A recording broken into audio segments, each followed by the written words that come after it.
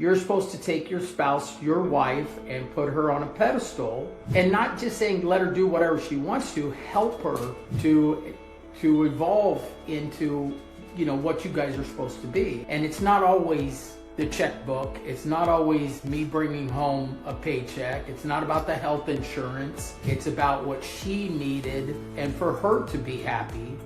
And I finally came around to that. It took a long time. Well, and same here, it took that time apart for me to appreciate him more and be able to see what he brought to the table and not be mad about it all the time.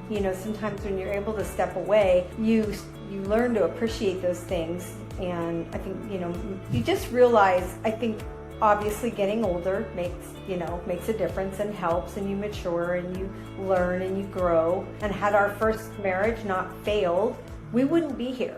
Hello and welcome to Married and Magnetic, the place for entrepreneurial couples who want to stay happily married. In each episode, we have real conversations with ordinary couples doing extraordinary things, sharing achievements, everyday joys, challenges, and the mindset and tools that make love the greatest strategic edge. We are James and Angela Mitchell, a real-life married couple. She's a counselor, and he's a coach, parents to 3 kids, and co-founders of Love Intentionally. We've ridden the highs and lows of building businesses while working hard to stay happily married. We've lived it, done the work, got the t-shirt, and are here to help you do the same. This is Married and Magnetic, where love, business, and growth collide. Let's dive in, y'all. Lisa Begley is an author, podcast host of the Sock Drawer podcast, creator of the Drawer Method, a life coach with the reinvention framework that helps women 45 plus redesign their next chapter with clarity, courage, and actionable steps. She and her husband Trent remarried each other after years apart and have now been married for a combined total of 43 years. Together they have 3 grown children, all heading down their own entrepreneurial paths, 6 grandchildren, and live just outside Raleigh, North Carolina. Lisa blends humor, heart, and real-life reinvention in her coaching, podcast, and community, guiding people through life transitions one brave step at a time. We're excited to have Lisa and Trent on our podcast today. Hello, everybody, and welcome to another episode of Married and Magnetic, the Love Intentionally podcast. We're your hosts, James And Angela Mitchell, and we are Love Intentionally. And today we have 2 amazing guests, Trent and Lisa Begley, and they're here to tell us all about their relationship, their entrepreneurial endeavors, and what they do to stay connected amidst the hustle and bustle, especially this busy season as we are coming up on the holidays. So without further ado, let's welcome Trent and Lisa. Thanks, guys. It's so good to be here. Thank you. Yeah, we're excited. I'm really excited for this interview because you all, I think, have a somewhat unique story that I also find inspiring. So I'm excited to get to share your journey with our listeners today. Awesome. So let's kick it off pretty high level. Why don't you tell us a little bit about your how long you've been together and a little bit about your entrepreneurial configuration in your relationship. Okay. Do you want to? So we've been together. Gosh, I don't even know where to start. It's a long story, but we've been totally connected for about 45 years. I'll say it that way. We were married young at 19 and had 3 kids and stayed married the first 18 years.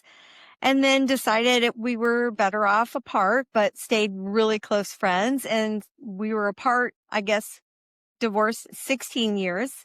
And then remarried in 2017, and he came and got me and said, no, this is where we belong. So we agreed, jumped in, and we've been back together ever since. And our kids are grown and happy about that. So that's kind of our start. Entrepreneurial wise, your question, I am the risk taker. That's what I call it.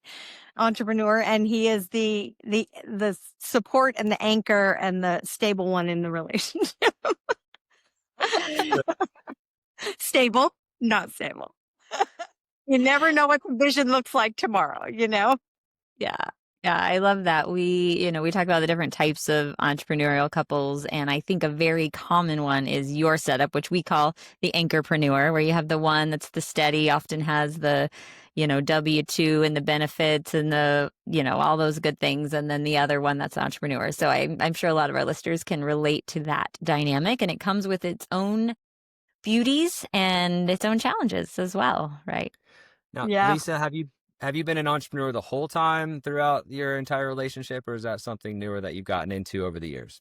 So we married the first time in 82, and I think I didn't realize I didn't realize what I was. I didn't realize it was considered entrepreneurial, because then when you jumped around from job to job and you said on purpose, because you were like, okay, I'm good here. I think I want to try something else. I want to try this. I want to try that. I've been here a couple years. I've reached my peak. I want to go here. Back then, that was considered, irrational. It was considered odd. You were a job hopper. People frowned on it. And I was always embarrassed of it, and I think looking back now, I have a much better perspective on the fact that that was my entrepreneurial spirit trying to get out, if you will, right? Like just trying to find my own thing, but I didn't realize it. And I just kept working jobs and doing jobs. Sometimes, like you said, James, 3 jobs at one time, doing, whatever. And so I think I've always been that way. I just didn't recognize it early on. What would you say? Oh, I recognize it. I don't know if that's good or bad, but yeah, because people would scratch their head. You're going to do what now? But you were just driving a bus. Now you're going to be an international flight attendant. I'm sorry, I'm confused. It was like, what are you doing? And that's kind of the sense of it. We started I say we, but I actually, was the one working in it, because again, full-time working, stable, partner. We started a cleaning business, a commercial cleaning business, when our kids were young. And that was kind of the first taste of entrepreneurial journey that I had. And I think it always stuck with me from then on, although it just never seemed to present itself or be. And I would say he wasn't as open-minded to it at the time. Absolutely not. Yeah. He was like, we're not doing that. Okay. We're not investing. Because, you got to invest. Didn't understand it one bit, Mm. and didn't want to back then. Yeah. Trent, tell us a little bit more about your experience watching her move into this entrepreneurial existence. So I never understood, jumping around it, because I've only had worked for 3 companies my entire career. So it was buckle down, keep your nose and I think our parents were that way. My grandparents were that way. That's just how I've always seen it. But she is just she's the Energizer Bunny. There's no doubt about it. And she needs more than just what I think a company has to offer. She gets on and does stuff like, I'm taking a course right now that I have to take, not that I want to take. She takes courses that she wants to take and enjoys, and she'll do it all day long. Yeah. Yeah. You guys know, it's, when you see, okay, I want to be a podcaster.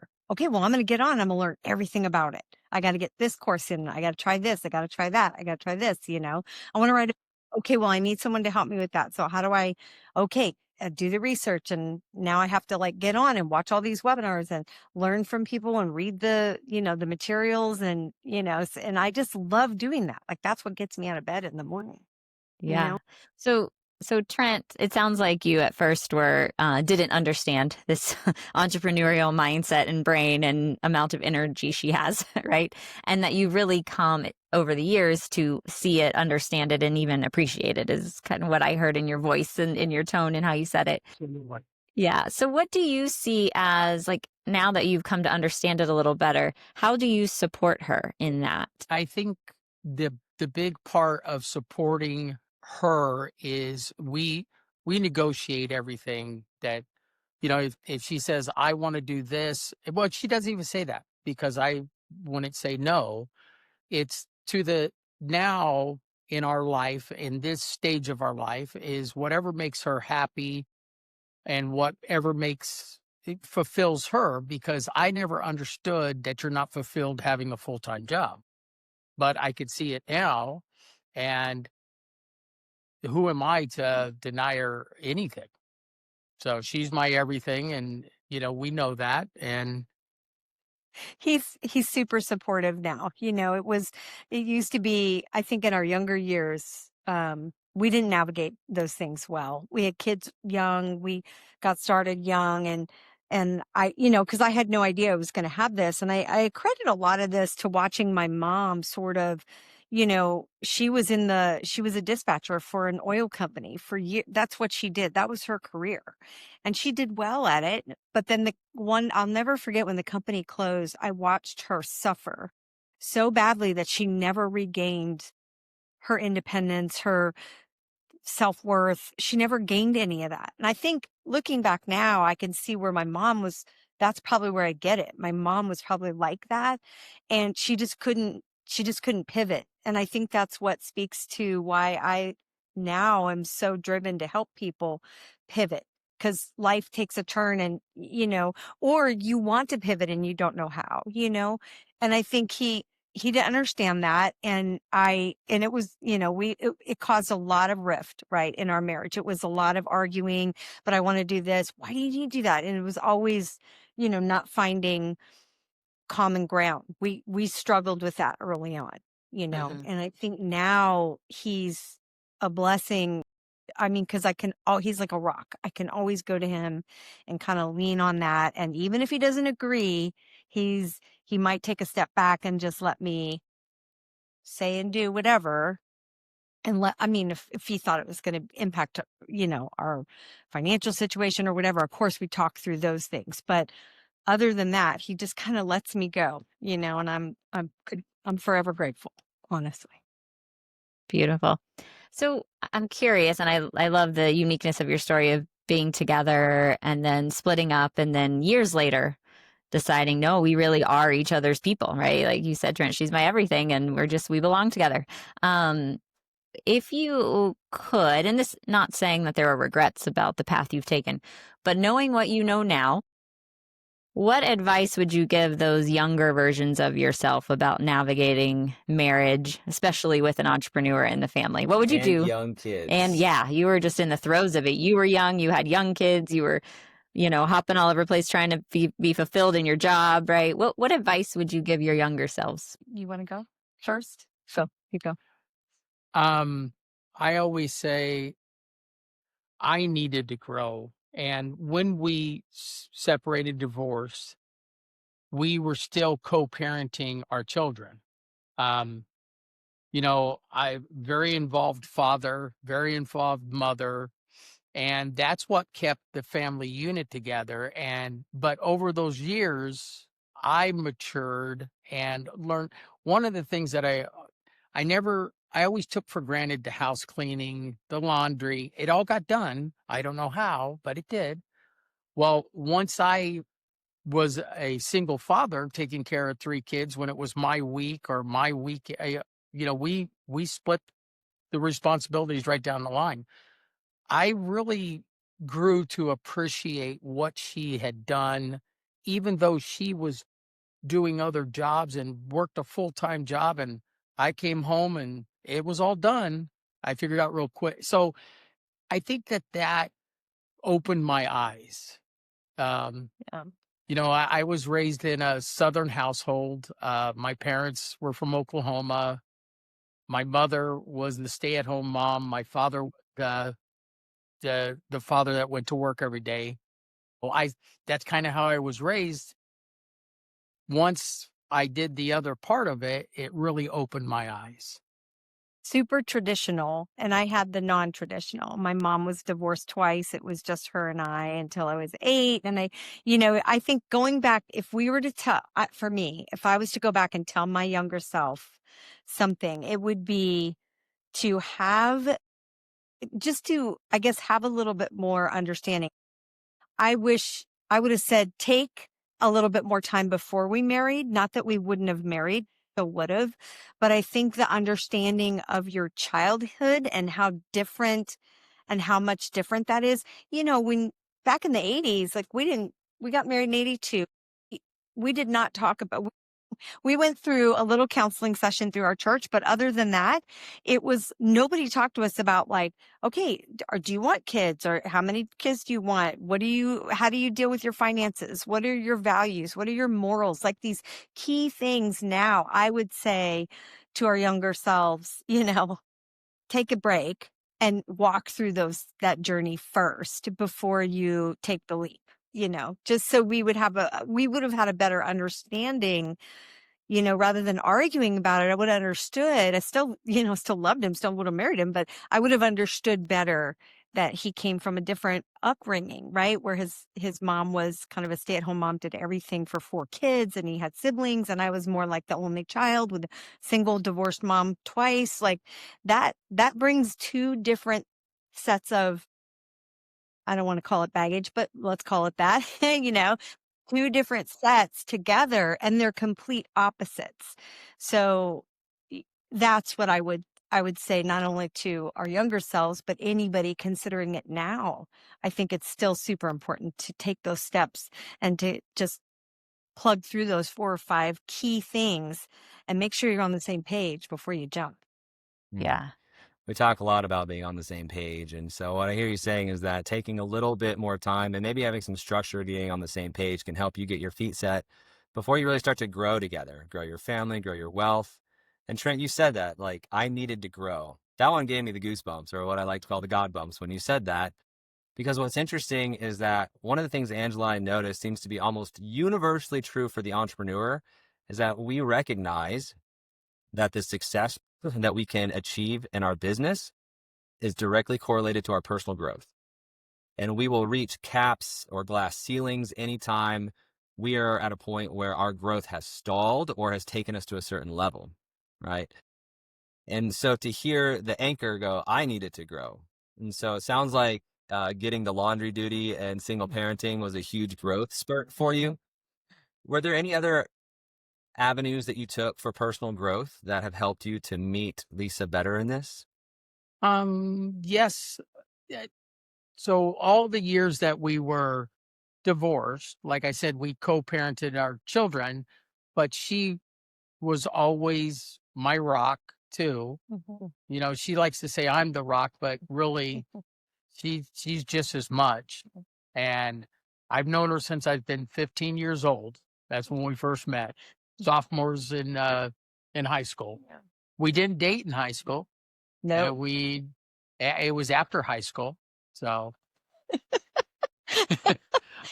we argued a lot in high school. I was the traditional jock. It was the cheerleader. So yeah, if you could only imagine. We have photos. No.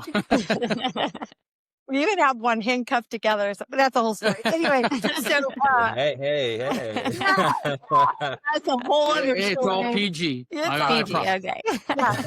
Yeah. Oh yeah, for sure. But one thing, and I think, remind me, because James asked, I think, didn't you see a counselor, a men's counselor, or go through a program or a book or something? I remember you saying that, not only for financial, which you were already pretty good at, but for emotional, for that growth, right? Do you remember that? I can't remember it was a Christian-based counselor, and he made some very good statements about what men are supposed to do with their wives, with their children, with their family. And it really put a lot of responsibility on the man. And when I read the book the first time, I kind of read it. I was like, yeah, and I threw it in the corner. Well, I picked it up again and I started highlighting the little things that pertain to my life. I thought, well, I highlighted the whole book basically. So I really did. I just remember, and he used the ministry, but this was his opinion.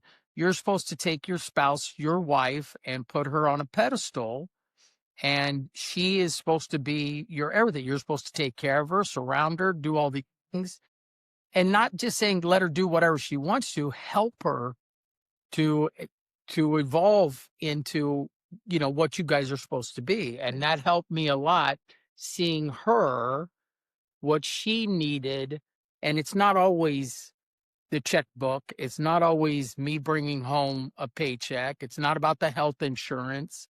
It's not about the retirement. It's about what she needed for her growth and for her to be happy. And I finally came around to that.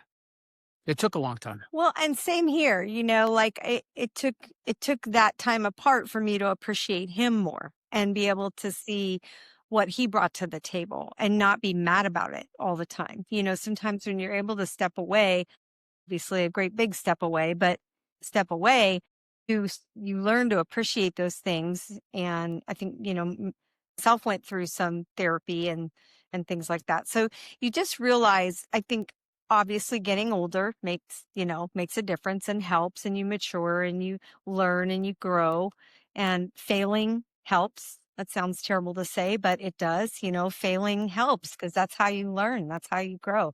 And had our first marriage not failed, we wouldn't be here. We would probably most likely be hateful, just mad, complete, like no communication, because now our kids don't need us, right? It was kind of the kids were the glue for a little while, but to his point, always like in 16 years divorce, I recall so many times getting, this sounds terrible, so many times. I didn't get in trouble so many times, but there were different times over that 16 years that I found myself in a place where I needed assistance, where I just I needed something to kind of land on. And it was always him for me. He's always been, he's like in a crunch, he's the guy you want, he's the guy who's going to be like, here's what we're going to do, and I think, having gone through a lot of ups and downs in those 16 years, that kept our relationship connected,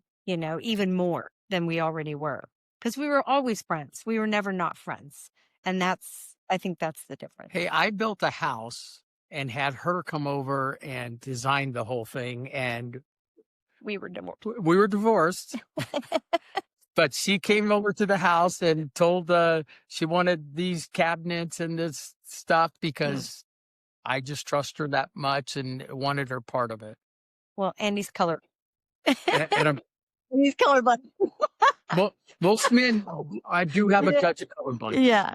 I love it. Well, I just want to, you said so many, like there's so many nuggets in what you all were just saying. I just want to highlight a few. So I love that, Lisa, you talked about the fact that you came in with different expectations of what it meant to be married, what the roles were, especially based on gender and all those that you had inherited from your own upbringing, right? And I think younger generations are getting a little better at recognizing some of that. And I think it's really common that we come in and, it's like a fish in water. We don't even see the water, right? It's just how we were raised, and we just kind of think that's how it is. And without those explicit conversations, we come in with just this default wiring on how things are, quote unquote, supposed to be.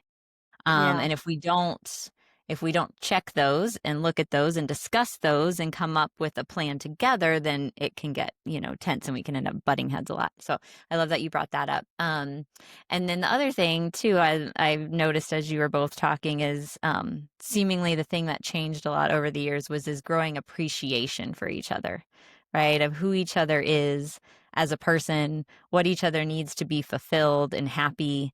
And we talk a lot about, we talk about work. When we work with couples, we want them to, increase their connection. That's what a lot of couples are seeking, is more connection.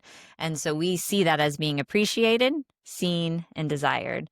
And I felt like you really touched on those first two. It's like over the years and through separating, you really started to appreciate each other for who each other was, and really see them, right? Like, oh, this is who they are, and this is who they are to me, and how important they are to me, that ultimately it sounds like led to you all being back together and happy as ever, it seems. Yeah, it's true. It's true. I would agree with that for sure. Best years of my life right now. Oh, there you go. So you also, I understand, have 3 kids. Mm-hmm. And all 3 of them, as you were telling us before the show, are starting to dip their toe into Yes, absolutely. Yeah. And Our so, boys are, go ahead. Sorry. Oh, yeah. Question being, what do you see as the biggest challenges to being an entrepreneurial couple in today's landscape? That's a good question. It's as far as being a married couple. I mean, if we were to be doing, it's hard to say. That's a great question. I'm not really sure. I think anybody diving in now is in a better um era, if you will, to be able to do that because it's so much more welcomed and encouraged and supported and, all of those things. But I think for a married couple, it depends on the dynamic, right? If you have one of each, or if you are both on the page of like, it's like we were saying before we jumped on, we had lunch after church yesterday with good friends of ours. And, he was like, why don't you start your own roofing company? And Trent was like, no, no. I mean, and I admire the fact that he can say no in a hot minute, right? Like he's not like, let me think about that. No, he's like, no, that's not me. He knows himself well enough to know. And I think getting to know yourself and understanding that is probably, and what it is you want out of it. Why do you want to be an entrepreneur? And I think both the couple has to all be on the same page. Even though he's not the entrepreneur, he has to understand why I want to do it. I have to understand why I want to do it. And I would say that for any couple to understand what it is you want out of it and what, does that make sense? I don't know if I'm answering your question as accurately, but I mean, I think, go ahead. Yeah, we're picking up what you're putting down is that the landscape has changed, but the fundamentals have not. That's kind of what I gleaned from your question. Beautiful. Yes. Yeah. Or from your Yeah. answer. I think that's, I would agree with that. Now, what do you guys think?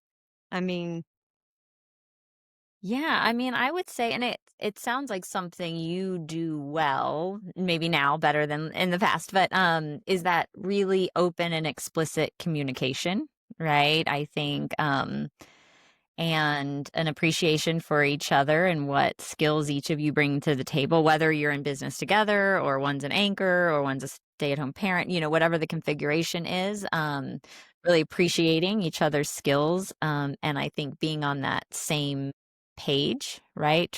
Like recognizing that we might be playing different roles, but we're on the same team, right? Not everybody can be the pitcher. Not everyone can be the first baseman, right? But they're both important roles, right? When we're on the same team. This would be mine. For me, I think that the way that families are run these days and households are run is there's a lot more partnership between man and woman. And so we're each picking up different roles that we might not have had in the past. And so as a dad, I try to make every single game, every single recital, every single concert. I make dinner in the house. That's my job. I do the grocery shopping. I feed everyone. He's a better cook. This is the rule, right? Mhm. Yeah. It's important one in the household. Yeah. At least one. Yeah, for sure. No, So I agree. That makes sense. Yeah, picking up these new roles while also adding on entrepreneurship and all of its roles while still trying to handle more at the household can, I think, put a little extra pressure. And it's just back to the fundamentals of what are the expectations, what are the roles and responsibilities of managing the household, and who's owning what task can really create a lot more fluidity and ease especially for those entering entrepreneurship. Yeah. Yes. And to your point, I think as you're saying that, I'm thinking of our kids, right? But both of our boys have wives, wonderful wives, who are they're not stay at home. The one is now. They have younger kids, a 2-year-old and a 2-month-old. And then the other one, they have a 17-year-old and a 10-year-old. And so very busy. And she works at the school and she's holding down the fort for them to be able to, both of them kind of holding down the fort at home. And I think they both recognize that role and understand, the dinner, the cleaning, like you said, James, the roles, right? The roles, going into it and to enable them to get this thing off the ground. It's a roofing company, Legacy Roofing, Middle Tennessee, their little plug, but for them to do that. And now here, our son-in-law, who has been, like I said, 20 years, I think our daughter's super busy. She's the director of children's ministry at church. She's very busy, but she's very supportive of like whatever Adam needs to do to get this off the ground. And they're doing it together and through a lot of things. So I think communication and support are the key. And to your point, James, talking through all of that and kind of laying the foundation of like, okay, who's doing what when this happens, when that happens, when I have to be gone, when I don't get home till 8 o'clock, whatever it is, you know? So I'm proud of them. They seem like they're really starting off on a good foundation. So I love that. So Lisa, all these pivots in your career life, your entrepreneurial journey, which, like you said before, early on was kind of frowned upon, and now I think is better understood both by Trent and the rest of the world. yeah. So tell us a little bit. It's kind of sounds like it's led you to what you're doing now, which feels to me kind of like your passion work when we were talking about it before.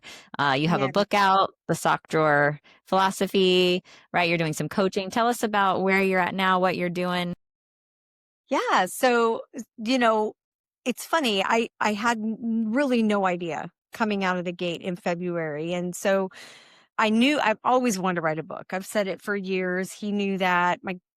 I've just always said it. And I thought, okay, today's landscape is easier than ever to find out how to do that. It seemed like a daunting task years ago. Plus, I don't think I'd have the time. So that was kind of my first focus. Although I became an Amazon affiliate because I'm like, I'm just going to make a few dollars. I'm going to do this and I'm going to I have fun posting on Instagram and doing these goofy little videos or whatever, and that's kind of where it all started. And it got away from that. I was, it's like, so I took a step back and said, I'm going to spend, I'm going to focus on the book. And so that was my first step. And once that came out, I'll tell you, I knew this was the life I wanted to be in. When that came out and I could see the picture of it on Amazon. This sounds so goofy, but I was just like full of tears. I was like so overwhelmed with emotion. Like, oh my gosh, there's a book on Amazon that I wrote. Like, what? So that was a big deal. He needs to write the second one. Oh gosh, I will. I will. But you guys, like, it was just so cool, and Absolutely. I was so proud of myself. Like, I feel like I'd not been proud of myself, even we opened a franchise called, well, I won't, anyway, fitness studio, and it was great and it was fine. It took us 2 years. We did it in COVID, because like many people, I had gotten laid off and let go, and I thought, you know what, now's our time. And he went right in with me and we did the investment and all of that. And then 3 years later, we just had to close it. It took almost 2 years to build it and open it. And then 3 years later, we had to close it. All that to say, I think now being a life coach, it boils down to how can I give back? Yes, I could go out and do Meals on Wheels and Special Olympics and all these different like things that I have a desire to do. Like I could volunteer and do that and give back. Absolutely. But would it be fulfilling? Because I think you need both. I think the scale needs to be balanced, right? I have to feel good. Not that those are causes, but that's where I sort of landed on podcasting. That's not something that was in my vision. It just came about. It seemed to fall right in line. As you have the book and now you're a life coach, and are you going to focus on life coach or what are you going to do with that? And I have all this knowledge and what am I going to do with it? And that's where I led into the podcast as well. So coaching, mostly group coaching, but I do have a 30-minute calendar link that they can book with me, and we can chat. And somebody who's looking to pivot or start a new careers, pivot out of a relationship, pivot, what in any way, shape or form, you're in the 9 to 5 and you want to be an entrepreneur, like there's steps they can take to do that. And I'm definitely the one that can help them. So I think that's what I'm doing now, is mostly, offering any kind of guidance I can offer. It's a 30-minute free consult. And if it makes sense, then we can work something. It has to make sense for the party. Write another book, but that's on the back burner kind of right now. And the podcast is the focus. So that's where I'm at. So perfect. Tell us who would be an ideal person to pick up your book. Who's it going to help?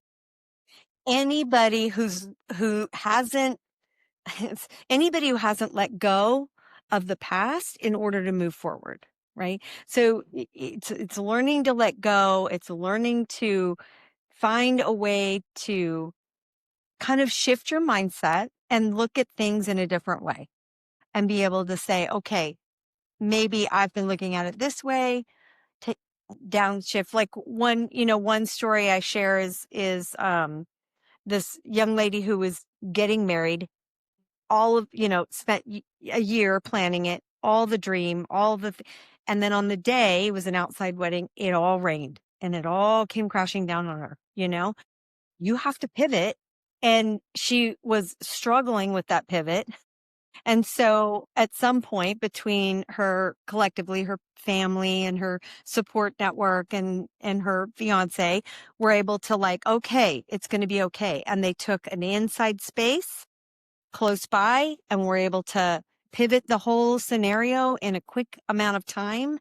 And it became more beautiful and more probably a bigger dream than she could have ever imagined. Right. So just a small example of being able to pivot and finding a way to recognize what can be as opposed to what can't be, or telling yourself, now I can't have this, or now I can't do this, or why I can't do it.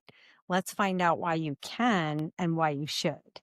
And let's take those steps, right? The first thing is you have to decide to do it. You have to decide, and then you have to remove whatever's standing in your way. Start with the small things. Don't overwhelm yourself, right? Remove negative thoughts. Remove maybe a negative environment that you're in. Slowly, one thing at a time. And then you have to apply what you know. And everybody knows something. Everybody can bring something to the table. So apply it, right? And once you do that, you just have to jump in, right? So you've decided to do it. You've removed some negative thoughts. Maybe it's an imposter syndrome. Maybe it's whatever. And then you apply, you look back, okay, what knowledge do I have? Okay, I'm bringing this to the table. Now I'm going to jump in. I'm just going to wing it because you have to. And then you just take a step back, kind of reestablish everything, right? Wait, maybe set some boundaries, and then rinse and repeat. Just do it all over again. And it's baby steps, but that's the process that you have to take. But the first step is you have to decide that's what you want. Great. Sounds like a process you've had well practiced in your life. Yeah. To be able to help others. Yes, it's funny you said that, because people will go, well, how did you pivot? Like, I don't know, how do you go from this to this? How do you do this? How do you do that? Over the years, and I had to really take a step back and ask myself, I don't know how I did it. Really? I just decide to do it, and I'm confident enough to jump in and see if it works out. But I was never afraid if it didn't, because I knew I would pivot again and do something else. So I think deciding is the first thing you got to do. One thing about life, to be sure, is that we have many, many opportunities to pivot. True. Heart's purpose work that you get to do, helping people to find the courage and the strength to do so, and the support, right? Because you've had the same from. So good. Yes, you guys. Thank you. Thank you. So we will put in the show notes a link to if you are thinking about a pivot, wanting to do a pivot, feeling that tug on your heart, having trouble with pivoting, whatever it might be, Lisa is your lady. So we will put a link in the show notes to get a 30-minute free consult with her. And we're going to close with some kind of somewhat rapid fire. We won't go too fast. Little trivia questions for you. All right. Okay. All right. Question number 1. What does your spouse call you? Man, beautiful. Number 2, who's the bigger baby when sick? Number 3, who's the first to apologize after a Trent. All right, again. both say Trent. And then the last one for today, who makes the bed every morning? We split the duty. I think we split Whoever gets up out. So I heard, just to throw this, I listen to a lot of talk radio when I'm driving. I drive a lot of my company truck. I heard a admiral said to be proactive, first thing you do is when you get out of the bed, make it. Yeah. So if she gets out first, and I'm the second one out, I make it. And then a lot of times we do it together. Yeah.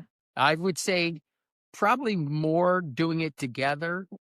I would say more you, but I jump out of bed first, so. Yeah. Energized bunny. She's learned the keys. I'm not Google, but I think he does it more than I do for sure. Yeah. I actually think that's a very good example of what Trent was talking about earlier, like the learning as a single dad in those years to do all of the household duties, right? Yeah. So For beautiful. sure. Now it's shared. Yep. Yeah, and I've learned over the years. You could ask me that question back in the day, I'd be like, I don't make my bed. We're going to sleep in it anyway, right? Yeah, right. Mess it up. Well, Angela okay. puts 75 pillows on the bed, like, it's actually just 8. We should take your bed right now. Yeah. It's Christmas. So. Yeah, it's all Yeah. Christmas Right. pillows. I love a pillow. So Angela, I Yeah. love that. Yeah. And then I heard it was Jordan Peterson said, if you want to change the world, make your bed. Right? Yeah, And so it's that. those little things that make the big things. And one of the things Angela loves when the bed's made, and so I will make it for her at this point, if especially if I'm last out of bed too, so I can echo that immensely, y'all. Well, thank you so much. We really appreciate your time today, Trent and Lisa, and thank you for sharing your story with us. For those of you that are interested in the 30-minute free one-on-one coaching call with Lisa, we will have those in the show notes. If you like this, please hit the buttons, like, subscribe, leave us a review, all the fun things. Share it with your podcast friends. shows. Yeah, share this love, y'all. We're here to spread love into the world, starting with your marriage, your relationship, and especially for those crazy enough to do entrepreneurship at the same time. Thank you so much for being on our show today, and we'll see you on the next one. Thanks for having us. We enjoyed it. Yeah.